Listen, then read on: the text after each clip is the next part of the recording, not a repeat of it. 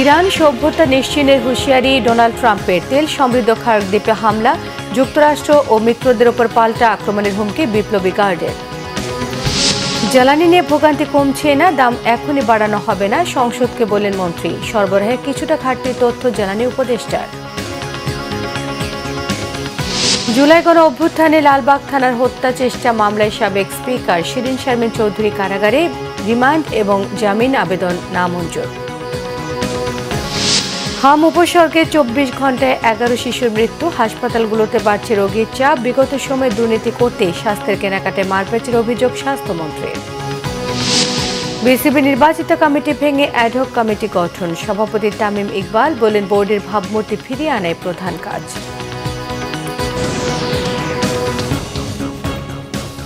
দেখছিলেন টাউনসম্যান সংবাদ শিরোনাম। ইরানকে ঘিরে চলমান উত্তেজনার মধ্যে যুক্তরাষ্ট্রের পক্ষ থেকে আবারও প্রেসিডেন্ট ডোনাল্ড ট্রাম্পের কঠোর অবস্থান পুনর্ব্যক্ত করা হয়েছে। হোয়াইট হাউসের পক্ষ থেকে বলা হয়েছে, ইরান ইস্যুতে পরবর্তী পদক্ষেপ কী হবে শুধু ট্রাম্পই তা জানেন। ট্রাম্প ইরানকে ওয়াশিংটন সময় রাত 8টা পর্যন্ত সময় বেঁধে দিয়েছেন। নির্ধারিত সময়ের মধ্যে অবরোধ তুলে না নিলে ইরানের সেতু এবং বিদ্যুৎ কেন্দ্র সহ গুরুত্বপূর্ণ অবকাঠামো ধ্বংস করে দেওয়ার হুঁশিয়ারি দেন তিনি। মঙ্গলবার হোয়াইট হাউস জানিয়েছে, ইরানকে যুক্তরাষ্ট্রের সঙ্গে চুক্তিতে পৌঁছানোর জন্য আরও 7 ঘন্টা সময় দেওয়া হয়েছে। হোয়াইট হাউসের প্রেস সেক্রেটারি ক্যারোলিন লিভিট আল জাজিরাকে দেওয়া বক্তব্যে জানিয়েছেন, ইরানি সরকারকে পূর্বাঞ্চলের সময় রাত 8টার মধ্যে চুক্তিতে পৌঁছতে হবে। তিনি আরও বলেন, এই পরিস্থিতিতে প্রেসিডেন্ট কী করবেন বা কিভাবে প্রতিক্রিয়া জানাবেন তা শুধু প্রেসিডেন্টই জানেন। এর আগে ডোনাল্ড ট্রাম্প হুঁশিয়ারি দেন, সমঝোতা না করলে পুরো ইরান সভ্যতা নিশ্চিহ্ন হয়ে যাবে।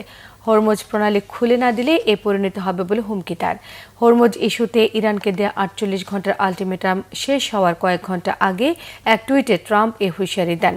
তবে এতে পাত্তা না দিয়ে পাল্টা হুঁশিয়ারি দিয়েছে ইরান। সাফ জানিয়ে দিয়েছে, ইরানে হামলা জোরালো হলে এবার উপসাগরীয় অঞ্চলের বাইরে যুক্তরাষ্ট্র ও তার মিত্রদের তেল গ্যাস ক্ষেত্রে আঘাত হানবে তেহরান। পাল্টাপাল্টি করা এই হুমকিতে যুদ্ধ ভয়াবহ রূপ নেওয়ার আশঙ্কা করা হচ্ছে। এর মধ্যে ইরানের তেল সমৃদ্ধ খার্ক দ্বীপে হামলা চালিয়েছে মার্কিন যুক্তরাষ্ট্র। তবে ইরানে পরমাণু হামলার আশঙ্কা নাকচ করেছে হোয়াইট হাউস। সানজিদা ইসলাম তন্নির ডেস্ক রিপোর্ট।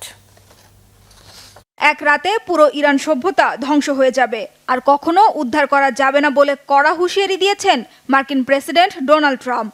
হরমুজ প্রণালী আবারও খুলে না দিলে এই পরিণতি হবে বলে হুমকি দেন ট্রাম্প। হরমুজ খোলা ইস্যুতে ইরানকে দেয়া 48 ঘন্টা আলটিমেটাম শেষ হওয়ার কয়েক ঘন্টা আগে এক টুইটে এই হুঁশিয়ারি দেন তিনি। বলেন, শিগগিরই বিশ্বের দীর্ঘ ও জটিল ইতিহাসের অন্যতম গুরুত্বপূর্ণ এক মুহূর্ত আসছে। 47 বছরের শোষণ, দুর্নীতি এবং মৃত্যুর অবশেষে অবসান হবে বলেও টুইটে লেখেন তিনি। আর এরপরই ইরানের খার্ক দ্বীপে হামলা চালায় আমেরিকা। এই দ্বীপ থেকে রপ্তানির প্রায় 90% তেল বিদেশে পাঠায় ইরান। তবে যথারীতি এই হুমকিকে ভয় না পেয়ে পাল্টা কড়া জবাব দিয়েছে ইরানও। ইরানের Islamic revolutionary guard corps IRGC সাফ জানিয়ে দিয়েছে, আমেরিকা যদি ইরানের বেসামরিক স্থাপনায় হামলার ক্ষেত্রে চূড়ান্ত সীমা পার হয়, তাহলে তেহরানের আঘাতও কেবল উপসাগরীয় অঞ্চলে সীমাবদ্ধ থাকবে না। এই অঞ্চলের বাইরে থাকা আমেরিকা ও তার মিত্রদের সামরিক ঘাঁটি, তেল ও গ্যাস ক্ষেত্রেও ইরান ব্যাপক আঘাত হানবে বলেও হুমকি দিয়েছে।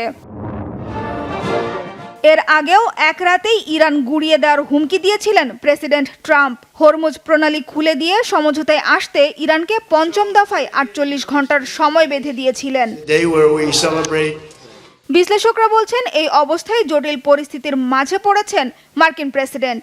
ইরানকে এত কঠোর ভাষায় হুমকি দেওয়ার পর এখন যদি ট্রাম্প পিছু হটেন, তাহলে আমেরিকার মোড়লগিরির ইমেজ ব্যাপকভাবে ক্ষতিগ্রস্ত হতে পারে। আর যুক্তরাষ্ট্র যদি ইরানের ওপর আরও হামলা বাড়ায়, তাহলে যুদ্ধ আরও দীর্ঘ হবে। আর যুদ্ধ যত দীর্ঘ হবে, ততই বিপাকে পড়বে আমেরিকা সহ গোটা বিশ্ব।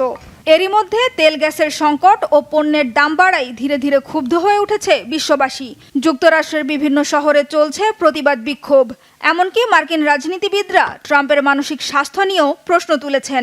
ট্রাম্পকে অভিশংসন বা ক্ষমতা থেকে অপসারণ করা যায় কিনা তা নিয়েও শুরু হয়েছে আলোচনা। যুদ্ধের এই পরিস্থিতিতে আরেক বিস্ফোরক দাবি করেছে ব্রিটিশ সংবাদপত্র দ্য টাইমসের এক প্রতিবেদন। তারা বলছে ইরানের সর্বোচ্চ নেতা মোস্তফা খামেনি হামলায় আহত হয়ে এখন কোমায় চলে গেছেন। ইরানের কোম শহরে তার চিকিৎসা চলছে। গোয়েন্দা সূত্রের বরাতে এ তথ্য জানিয়েছে সংবাদপত্রটি।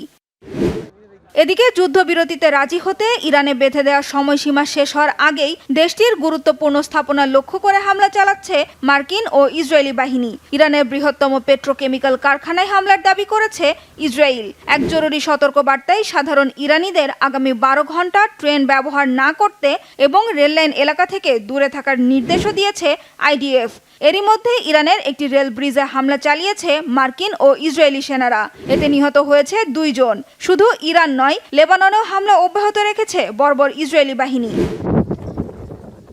পাল্টা জবাব দিচ্ছে ইরানও। যুক্তরাষ্ট্রের একের পর এক বিমান ধ্বংসের পাশাপাশি ইসরায়েল ও মধ্যপ্রাচ্যের বিভিন্ন দেশের গুরুত্বপূর্ণ স্থাপনাগুলোতেও আঘাত হানছে ইরানি ড্রোন ও মিসাইল। হামলা হয়েছে তুরস্কে অবস্থিত ইসরায়েলি দূতাবাসের কাছে। এতে নিহত হয়েছে অন্তত 3 জন। সানজিদা ইসলাম তন্নি, বাংলা ভিশন, নিউজ ডেস্ক। ক্রমেই যেন দীর্ঘ থেকে দীর্ঘতর হচ্ছে জ্বালানি নিতে পাম্পে যানবাহনের সারি।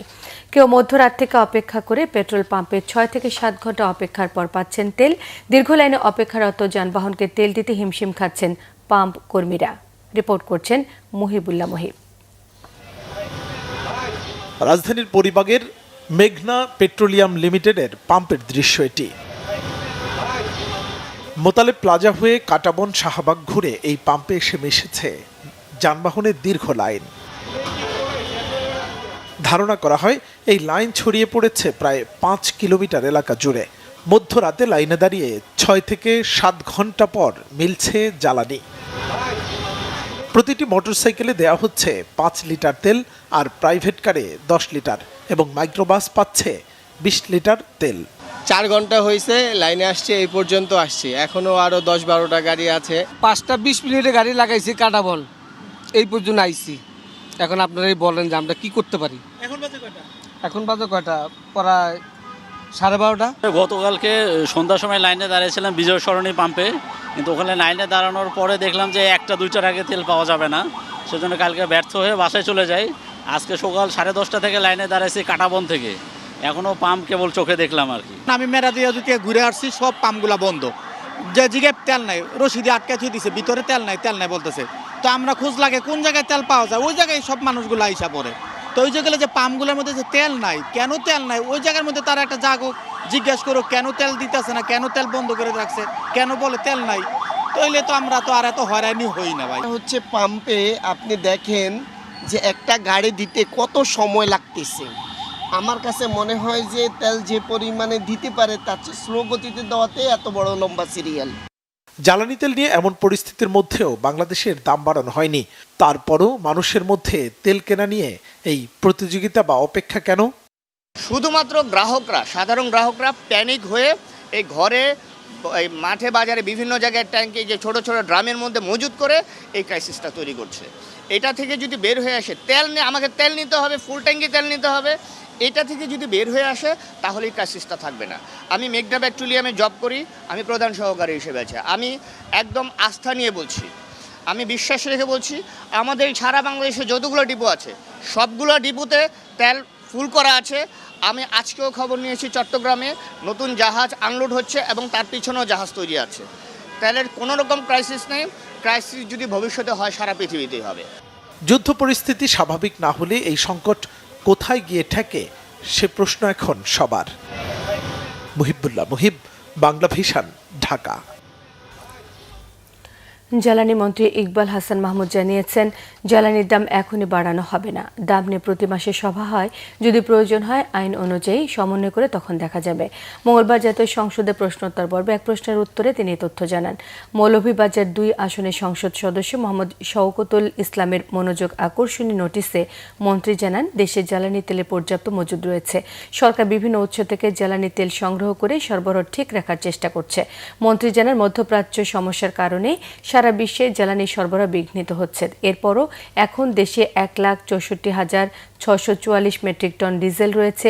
এপ্রিলে আরও 1,38,000 মেট্রিক টনেরও বেশি দেশে আসবে। মন্ত্রী জানান 10,500 টন অকটেন রয়েছে, আরও 71,443 টনেরও বেশি এপ্রিলে আসবে। এছাড়া 16,000 টনের পেট্রোল রয়েছে এবং এপ্রিলে আরও 36,000 টন আসবে। মন্ত্রী জানান দক্ষিণ এশিয়ার সবগুলো দেশ জ্বালানির মূল্য বাড়ালেও দেশে এখনও তা করা হয়নি।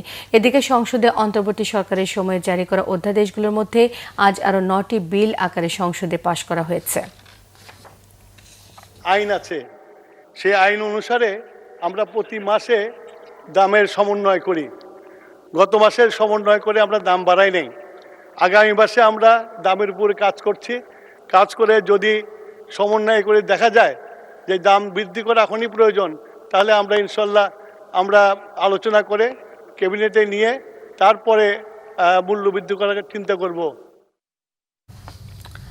সরকারি দলের সংসদীয় সভা জাতীয় সংসদ ভবনে অনুষ্ঠিত হয়েছে। সভাপতিত্ব করেন প্রধানমন্ত্রী ও সংসদ নেতা তারেক রহমান। মঙ্গলবার জাতীয় সংসদ ভবনে সরকার দলীয় সভাকক্ষে এই সভা অনুষ্ঠিত হয়। দেশের সামগ্রিক পরিস্থিতি নিয়ে কথা বলেন সরকারি দলের সংসদ সদস্যরা। বিশেষ করে বৈশ্বিক যুদ্ধ পরিস্থিতিতে জ্বালানি সহ দ্রব্যমূল্য নিয়ন্ত্রণে রাখার বিষয়ে আলোচনা হয়। দেশের সাধারণ মানুষকে স্বস্তি দিতে সরকারের নেওয়া পদক্ষেপ নিয়ে আলোচনা করেন বিএনপির দলীয় সংসদ সদস্যরা। নির্বাচনী অঙ্গীকার বাস্তবায়নের বিষয়ে আলোচনা হয়েছে সরকারি দলের সংসদীয় সভায়। জ্বালানি তেলের মজুদের ব্যাপারে অ্যাপ চালু করতে যাচ্ছে সরকার। এর মধ্য দিয়ে জানা যাবে কে কোথায় কতটুকু জ্বালানি মজুদ করছে, জানিয়েছেন প্রধানমন্ত্রী তথ্য ও সম্প্রচার মন্ত্রণালয় বিষয়ক উপদেষ্টা ডাক্তার জাহিদুর রহমান। তিনি বলেন, চলমান যে সংকটের সঙ্গে মানুষকে খাপ খাইয়ে চলতে হবে। সচিবালয়ের তথ্য অধিদপ্তরের সম্মেলন কক্ষে ব্রিফিংয়ে তথ্য উপদেষ্টা জানান, জ্বালানির মূল্য না বাড়িয়ে এর প্রভাব দেখছে সরকার। জ্বালানির সরবরাহে কিছুটা সংকট রয়েছে, এর পাশাপাশি মানুষের মজুদও করছে। কতটুকু মজুদ করছে অ্যাপ চালুর পর তা জানা যাবে। তিনি বলেন, পরিস্থিতি আরও খারাপ হলে জ্বালানির মূল্য না বাড়িয়ে সরকারের উপায় থাকবে না। বলেন, ঋণ খেলাপিদের অবশ্যই শাস্তির আওতায় আনতে হবে। তিনি আরও জানান, অন্তর্বর্তী সরকারের সময় দুর্নীতি হয়েছে কিনা তা খতিয়ে দেখা হবে। সামাজিক যোগাযোগ মাধ্যমে প্রধানমন্ত্রীকে নিয়ে মন্তব্যের জেরে একজন নারী গ্রেফতার প্রসঙ্গে তথ্য মন্ত্রণালয় বিষয়ক উপদেষ্টা বলেন, তার গ্রেফতার ফৌজদারি অপরাধের মধ্যে পড়ে কিনা তা খতিয়ে দেখা হবে। লালবাগ থানার আশরাফুল হত্যা চেষ্টা মামলায় সাবেক স্পিকার ডক্টর শিরিন শারমিন চৌধুরীকে রিমান্ড এবং জামিনের আবেদন নামঞ্জুর করে কারাগারে পাঠিয়েছে আদালত। মঙ্গলবার ভোরে গ্রেফতারের পর তাকে দুপুরে আদালতে হাজির করা হয়। হত্যা চেষ্টা মামলায় শিরিন শারমিন চৌধুরীকে গ্রেফতার নিয়ে আসামিপক্ষ আপত্তি তুললেও রাষ্ট্রপক্ষ বলছে সুনির্দিষ্ট অভিযোগের ভিত্তিতেই তাকে গ্রেফতার দেখানো হয়েছে। বিস্তারিত জানাচ্ছেন জিয়া খান। 2024-এর 5 আগস্টের পর থেকে আত্মগোপনে থাকা জাতীয় সংসদের সাবেক স্পিকার ডক্টর শিরিন শারমিন চৌধুরীকে মঙ্গলবার ভোরে আটক করে ঢাকা মহানগর গোয়েন্দা পুলিশ। ডিবি পুলিশ জানায়, রাজধানীর ধানমন্ডির একটি বাসা থেকে আটকের পর তাকে নেওয়া হয় ডিবি কার্যালয়ে। পরে গণ অভ্যুত্থানের সময় ভাঙচুর ও হত্যাচেষ্টা মামলায় তাকে গ্রেফতার দেখানো হয়। তাকে রাত 4টার পরে তার ধানমন্ডি থেকে গ্রেফতার করা হয়েছে এবং 5টার দিকে ডিবি হেফাজতে নিয়ে আসা হয়েছে এবং ডিএমপির বনানী, উত্তরা, যাত্রাবাড়ি, লালবাগ, বাড্ডা এই সকল থানায় তার বিরুদ্ধে মামলা আছে। মঙ্গলবার দুপুরে শিরিন শারমিনকে আদালতে হাজির করে 2 দিনের রিমান্ড চায় পুলিশ। এ সময় আদালত তার জামিন ও রিমান্ড আবেদন নামঞ্জুর করে কারাগারে পাঠানোর আদেশ দেন। এই মামলায় যেহেতু সে এজাহার নামী আসামি এবং সে ফ্যাসিস্টের অন্যতম সহযোগী হওয়ার কারণে তাকে স্পিকারের মতো একটা বড় ধরনের পদে তাকে অধিষ্ঠিত করেছিল। তার কাছে বৈষম্যবিরোধী ছাত্র আন্দোলনে যে আমাদের 1500 আমাদের ছাত্র জনতাকে হত্যা করা হয়েছে এবং 20,000-এর নেতাকর্মীকে চোখ, হাত, পা অঙ্গহানি করে তাদেরকে আহত করা হয়েছে, এই সব ঘটনার সঙ্গে, এইসব পরিকল্পনার সঙ্গে এবং গণভবন সহ বিভিন্ন জায়গায় যে পরিকল্পনাগুলো করা হয়েছিল এটার সঙ্গে এই শিরিন শারমিন চৌধুরী জড়িত। শুনানিতে নারী ও সাবেক স্পিকার হওয়ার কারণ দেখিয়ে ডক্টর শিরিন শারমিন চৌধুরীর জামিন আবেদন করেন তার আইনজীবীরা। উনি যখনই স্পিকার হিসেবে শপথ নিয়েছেন, ওনার সমস্ত রাজনৈতিক সম্পৃক্ততা অফ হয়ে গিয়েছে। উনি একজন নিরপেক্ষ ব্যক্তি ছিলেন, ওনার নামে এই পর্যন্ত কোনো ব্যাড রেকর্ড নাই এবং আগাগোড়া উনি একজন কমপ্লিট ক্লিন মানুষ এবং উনি প্রথমত নারী এবং যে সমস্ত খুন এবং অন্যান্য আপনার এলিগেশন যেগুলোতে বেল দেওয়া যায় না, অজামিনযোগ্য অপরাধেও সুপ্রিম কোর্টের সেটেল প্রিন্সিপাল অফ ল অনুযায়ী একজন নারীকে বিজ্ঞ আদালত বেল দিতে পারে। এই মামলা ছাড়াও ডক্টর শিরিন শারমিন চৌধুরীর বিরুদ্ধে রাজধানী সহ সারা দেশে আরও 7টি মামলা রয়েছে। শেখ হাসিনার সরকার পতনের 27 দিনের মাথায় 2024 সালের 2রা সেপ্টেম্বর স্পিকার পদ থেকে পদত্যাগ করেন শিরিন শারমিন। 2013 সালে স্পিকার নির্বাচিত হওয়ার পর থেকে টানা এ পদে দায়িত্বে ছিলেন। জিয়া খান, বাংলা ভিশন, ঢাকা। রাজধানী ঢাকার হাসপাতালগুলোতে বাড়ছে হাম আক্রান্ত রোগীর চাপ। রাজধানীর ডিএনসিসি কোভিড-19 হাসপাতালে চিকিৎসা নিচ্ছেন 713 জন হাম আক্রান্ত রোগী।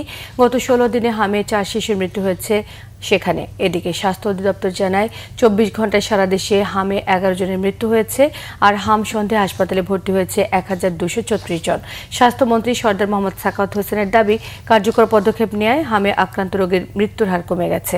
দুর্নীতি করতে স্বাস্থ্যের কেনাকাটায় মারপ্যাচ রাখা হয় এমন অভিযোগ করে স্বাস্থ্যমন্ত্রী এই খাতের দুর্নীতি শতভাগ নির্মূলের ঘোষণা দেন। রিপোর্ট করছেন আসমা আক্তার নূপুর। ঢাকার বাইরে উন্নত চিকিৎসা না পেয়ে অনেকে ভিড় করছেন রাজধানীতে। গত একদিনে 290 জন হাম নিয়ে ভর্তি হয়েছে রাজধানীর ডিএনসিসি কোভিড-19 হাসপাতালে। হাসপাতালটিতে মোট হাম আক্রান্ত রোগী আছে 713 জন। এদের মধ্যে 48 জনের অবস্থা ঝুঁকিপূর্ণ। হাম হয়েছে, হাম হওয়ার পরে চোখে আর মুখে গা হয়েছে। এই যে বাচ্চার গায়ে র্যাশ হয়েছে, তারপরে চোখে হয়েছে, জ্বর, ঠান্ডা, কাশি, পাতলা পায়খানা। নারায়ণগঞ্জ থেকে আসছি, বাচ্চার হামের সমস্যা হয়েছে, আমরা প্রথম বুঝতে পারিনি। এখানে আমি 7-8 দিন হয়েছে আসছি, আগের থেকে তো সুস্থ। সব মিলিয়ে ডিএনসিসির হাসপাতালটির মতো অন্য হাসপাতালগুলোতে আক্রান্ত শিশুদের অনেকের বয়স 9 মাসের নিচে। টিকা নিয়েও আক্রান্ত হচ্ছে অনেক শিশু। ডাক্তারের টিকা কার্ড দেখালাম যে এই রুগী টিকা দেওয়ার পরেও এই হাম হয়েছে। 9 দিন ট্রিটমেন্ট করার পরে ভালো হচ্ছে না। র্যাশগুলো ভালো হয়েছে, কিন্তু খুব শ্বাসকষ্ট হয়েছে। তারপরে ম্যাম এখানে পাঠাইছে, এখন একটু ভালো। ঢাকার এই বিশেষায়িত হাসপাতালটির চিকিৎসকরা বলছেন, মূলত শিশু রোগীর সংখ্যাই বেশি। অনেক ক্ষেত্রে দেরিতে হাসপাতালে আসার কারণে রোগীদের জটিলতা বাড়ছে, ফলে চিকিৎসা ব্যবস্থাপনাও কঠিন হয়ে উঠছে। বর্তমানে যেমন সবার মধ্যে একটা হামের সম্পর্কে একটা ভীতি তৈরি হয়েছে, সচেতনতা তৈরি হয়েছে, ফলে এখন জ্বর আসলেই সবাই একটু হাম কিনা চিন্তা করা শুরু করে। তো অবশ্যই যদি জ্বরের, এর জন্য আমরা যেটা বলে থাকি যে হামের উপসর্গযুক্ত কোনো রোগী যদি মানে আপনার থাকে, সাথে সাথে তাকে আইসোলেট করে ফেলুন। তাকে আইসোলেট করে ফেলুন, তাকে আলাদা করে ফেলুন, অন্য বাচ্চাদের থেকে আপনারা আলাদা করে ফেলুন, এবং তাদেরকে যথাসম্ভব একজন এমবিবিএস ডাক্তার কারোর সাথে যোগাযোগ করে তার চিকিৎসা যথাসম্ভব তাড়াতাড়ি শুরু করুন। বিশ্ব স্বাস্থ্য দিবসের অনুষ্ঠানে স্বাস্থ্যমন্ত্রী সরদার সাখাওয়াত হোসেন দুর্নীতির বিরুদ্ধে কঠোর হুঁশিয়ারি দিয়ে বলেন, নৈতিকতার উন্নতি না হলে স্বাস্থ্যখাতের উন্নয়ন সম্ভব নয়। আমরা এই মিজেলসটাকে ফাইট করার জন্য আপনি যেটা বললেন, শুধু ডিএনসিসি না, আমরা প্রত্যেক জায়গায় আইসোলেশন বেড আমরা গ্রাম লেভেল পর্যন্ত বলে রেখেছি। 3-4টা বেড করে আমরা ওখানে রেডি রাখতেছি। বড় বড় হসপিটালগুলিতে পর্যাপ্ত পরিসরে ওয়ার্ডের ব্যবস্থা করা হচ্ছে। ইন্টেনসিভ কেয়ার ইউনিট যেখানে যেখানে আছে এগুলিকে শক্তিশালী করা হচ্ছে, ভেন্টিলেটরের ব্যবস্থা করা হচ্ছে। আমরা মেজার্স নিচ্ছি, ডাক্তার যেগুলি বলছেন এগুলি শর্টেজ আমাদের অনেকখানে আছে, এখানে কিন্তু রোগী আর ভর্তি নিতে পারছে না। আমরা অন্য জায়গায় আমাদের আরও, আমরা শিশু হাসপাতাল আছে, আমরা সব জায়গায় মানে খোলা করতেছি, বিভিন্ন জায়গায় শিফট করতেছি। হাম পরিস্থিতি নিয়ন্ত্রণে আনতে আগামী 12 এপ্রিল থেকে ঢাকার 2 সিটি কর্পোরেশন এলাকায়, Mymensingh city, Barishal city corporation এলাকায় হামের টিকা কার্যক্রম শুরু হবে। 3 মে থেকে দেশব্যাপী এই টিকা কার্যক্রম শুরু হবে বলে জানান স্বাস্থ্যমন্ত্রী। আসমা আক্তার নূপুর, বাংলা ভিশন, ঢাকা। রাজশাহী ও ময়মনসিংহে হাম রোগে মারা গেছে 4 শিশু। দেশের বিভিন্ন হাসপাতালে বাড়ছে হাম আক্রান্ত রোগীর সংখ্যা। রাজশাহীতে হাম ভাইরাস উদ্বেগজনক। 24 ঘন্টায় রাজশাহী মেডিকেলে হামের উপসর্গ নিয়ে 1 রোগীর মৃত্যু হয়েছে। একই সময়ে রয়্যাল নামে একটি প্রাইভেট ক্লিনিকে আরও 2 জনের মৃত্যু হয়। রাজশাহী মেডিকেলে নতুন করে 18 জন রোগী ভর্তি হয়। হামের উপসর্গ নিয়ে 123 জন রোগী চিকিৎসাধীন। শুরু থেকে এখন পর্যন্ত মারা গেছে 43 জন। এদিকে মঙ্গলবার ভোরে ময়মনসিংহ মেডিকেলে চিকিৎসাধীন আরও 1 শিশুর মৃত্যু হয়েছে। এ নিয়ে বিভাগে হাম আক্রান্ত চিকিৎসাধীন 7 শিশুর মৃত্যু হলো। 24 ঘন্টায় নতুন করে 18 জন ভর্তি হয়েছে। গত 17 মার্চ থেকে আজ পর্যন্ত ময়মনসিংহ মেডিকেল কলেজ হাসপাতালে মোট 276 শিশুর শরীরে হাম শনাক্ত হয়। চাঁপাইনবাবগঞ্জে হামের প্রকোপ বাড়ছেই। জেলায় হাসপাতাল সূত্র জানায় 24 ঘন্টায় নতুন করে আরও 22 জন হাম রোগী ভর্তি হয়েছে। চলতি বছরের জানুয়ারি থেকে এ পর্যন্ত জেলায় মোট 446 জন হাম রোগী হাসপাতালে ভর্তি হয়েছেন। সর্বশেষ তথ্য অনুযায়ী জেলায় হামে মৃতের সংখ্যা বেড়ে দাঁড়িয়েছে 7 জনে।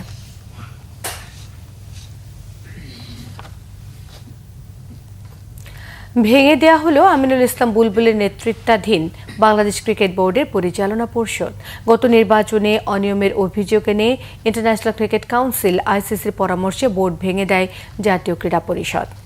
একই সাথে তামিম ইকবালের নেতৃত্বে 11 সদস্যের কমিটি গঠন করা হয়েছে। মনির হোসেন খানের রিপোর্ট।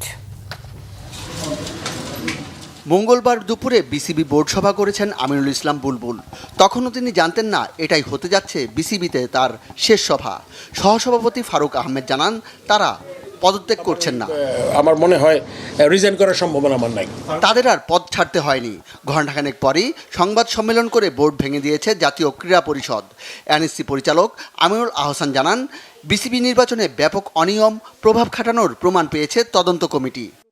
বর্তমান বিসিবি কমিটি গঠনে নির্বাচন প্রক্রিয়ায় উল্লেখযোগ্য পরিমাণের দুর্বলতা ছিল, অনিয়ম ছিল। জাতীয় ক্রীড়া পরিষদ ইতিমধ্যেই আইসিসির নিকট একটি ইমেল পাঠিয়েছে। সেই ইমেলে এই কমিটিকে ভেঙে দেওয়ার সিদ্ধান্ত জানানো হয়েছে। বিসিবি নির্বাচনের সাবেক যুব ও ক্রীড়া উপদেষ্টা আসিফ মাহমুদ সজীব ভুইয়ার অযাচিত হস্তক্ষেপ ও প্রভাব খাটানোর অভিযোগ করেছে এনএসসি গঠিত তদন্ত কমিটি। তখনকার স্পোর্টস অ্যাডভাইজারের পছন্দের প্রার্থীদের নির্বাচনের বিভিন্ন ধাপে অনৈতিক সুবিধা দেওয়া হয়েছে, যার মধ্যে রয়েছে সময়সীমার পরে মনোনয়ন গ্রহণ, ভোটার তালিকার আগাম প্রবেশাধিকার, বেআইনি প্রচারণায় সহায়তা ইত্যাদি। বিসিবি বোর্ড ভেঙে দিয়ে 11 সদস্যের অ্যাডহক কমিটি গঠন করেছে এনএসসি। এই কমিটির দায়িত্ব 3 মাসের মধ্যে নির্বাচন আয়োজন করা। একটি 11 সদস্য বিশিষ্ট অ্যাডহক কমিটি গঠনের কথাও জানানো হয়েছে। গঠিত অ্যাডহক কমিটি আগামী 3 মাসের মধ্যে একটি নির্বাচিত কমিটি উপহার দিতে বাধ্য থাকবে। অ্যাডহক কমিটির সভাপতি তামিম ইকবাল, তার সঙ্গে আছেন সালমান ইস্পাহানি, ফাহিম সিনহা, মিনহাজুল আবেদিন নান্নু, আতার আলী খান, মির্জা ইয়াসির আব্বাস, সাইদ ইব্রাহিম, ইসরাফিল খসরু, রাশনা ইমাম, রফিকুল ইসলাম বাবু ও তানজিল চৌধুরী। মনির হোসেন খান, বাংলা ভিশন, ঢাকা। নির্বাচিত হয়ে বিসিবি সভাপতি চেয়ারে আবার বসতে চান তামিম ইকবাল। অ্যাডহক কমিটির দায়িত্ব নিয়ে প্রথম সংবাদ সম্মেলনে এই তথ্য জানিয়েছেন তিনি। আমিনুল ইসলাম বুলবুলের নেতৃত্বাধীন বিসিবির পরিচালনা পর্ষদ ভেঙে দিয়ে 11 সদস্যের নতুন অ্যাডহক কমিটি গঠন করে দেয় জাতীয় ক্রীড়া পরিষদ। সভাপতির পদে বসেন তামিম ইকবাল। সন্ধ্যায় বিসিবিতে হয় অ্যাডহক কমিটির সভা। মারিক মাহমুদের রিপোর্ট। বাংলাদেশ ক্রিকেট বোর্ডের অ্যাডহক কমিটির সভাপতির দায়িত্ব পেয়ে সন্ধ্যায় বিসিবিতে আসেন তামিম। তার সাথে আসেন কমিটির আরও বেশ কয়েকজন সদস্য। বৈঠকে বসেন তারা ফাহিম সিনহা, আতার আলী খান সহ বেশ কয়েকজন বিদেশে থাকায় অনলাইনে অংশ নেন তারা। বৈঠক শেষে কমিটির কর্মপরিকল্পনার কথা জানান তামিম। 2026 টি-20 বিশ্বকাপে খেলতে না পারায় বাংলাদেশের ক্রিকেটের যে ভাবমূর্তি ক্ষুণ্ণ হয়েছে তা ফিরিয়ে আনতে চান তিনি। এই লাস্ট 1-1.5 বছরে যে রেপুটেশন ড্যামেজ হয়েছে বাংলাদেশের ক্রিকেটের, এই ক্রিকেটের রেপুটেশনটা ঠিক করা হলো আমাদের সবচেয়ে ইম্পর্টেন্ট। আমাদেরকে একটা দায়িত্ব দিয়ে আনা হয়েছে যে free and fair election held করা 3 মাসের মধ্যে। আমরা এটা যে আমাদেরকে যে দায়িত্ব দেওয়া হয়েছে, আমরা এই দায়িত্বটা যতটা অনেস্টিভাবে আমরা এই জিনিসটা করতে পারি আর যতটা দ্রুতভাবে আমরা এই জিনিসটা করতে পারি, আমরা ওই জিনিসটাই করব। সাথে সাথে অবশ্যই আমরা ডে টু ডে অ্যাক্টিভিটিসের মধ্যে যা যা হয়েছে, ওয়ার্ল্ড কাপ ইস্যু আছে আপনারা জানেন, সব কিছু নিয়ে আমাদের যা সঠিক কাজ করার দরকার আমরা তাই করি। আমরা লাস্ট অনেক বোর্ডে দেখেছি যে বিভিন্ন বোর্ড ডিরেক্টর বিভিন্ন সময় ইন্টারভিউ বা বিভিন্ন সময় অনেক কিছু বলেছেন। আমরা এই জায়গা থেকে সরে এসে আমরা একজন স্পোক্স পারসন ঠিক করেছি। Anything to do with the board please contact him. ওটা আমরা সিদ্ধান্ত নিয়েছি ওটা তানজিল ভাই হবে। আগামী নির্বাচনে প্রার্থী হওয়ার ইচ্ছা প্রকাশ করেন তিনি। অবশ্যই আমরা ইলেকশন করব। এখানে আপনি আমাকে ব্যক্তিকে জিজ্ঞেস করতে হবে। আমার ইচ্ছা থাকতে পারে আমি করতে পারি, বা ওবার ইচ্ছা থাকতে পারে উনি করতে পারে, ওনার ইচ্ছা নাও থাকতে পারে। আর যখন একটা ফ্রি অ্যান্ড ফেয়ার ইলেকশন হবে, আর খালি আমরা না, যারা যারা ইন্টারেস্টেড, আমি সবাইকে রিকোয়েস্ট করব যে সবাই পার্টিসিপেট করে। বুধবার সন্ধ্যায় বসবে নতুন কমিটির আনুষ্ঠানিক সভা। মানিক মাহমুদ, বাংলা ভিশন, ঢাকা। আগামী 11 এপ্রিল অনুষ্ঠিত হতে যাচ্ছে বাংলাদেশ ফ্রেন্ড ফরওয়ার্ডস অ্যাসোসিয়েশন বাফা নির্বাচন। এ উপলক্ষে রাজধানীর একটি হোটেলে উইংস গ্রুপের ব্যবস্থাপনা পরিচালক মিজানুর রহমানের উদ্যোগে সম্মিলিত পরিষদের প্যানেল পরিচিতি, নির্বাচনী ইশতেহার উপস্থাপন, গালা নাইট অনুষ্ঠিত হয়েছে। দেশের আমদানি, রপ্তানি এবং অর্থনীতির গুরুত্বপূর্ণ সহায়ক এই সংগঠনের নির্বাচনে দুটি প্যানেল প্রতিদ্বন্দ্বিতা করলেও আলোচনায় এগিয়ে রয়েছে সম্মিলিত পরিষদ। প্যানেল লিডার আবরারুল আলম বলেছেন, নির্বাচিত হলে ব্যবসা সহজ এবং ব্যবসা বান্ধব নীতিমালা প্রণয়ন করা হবে।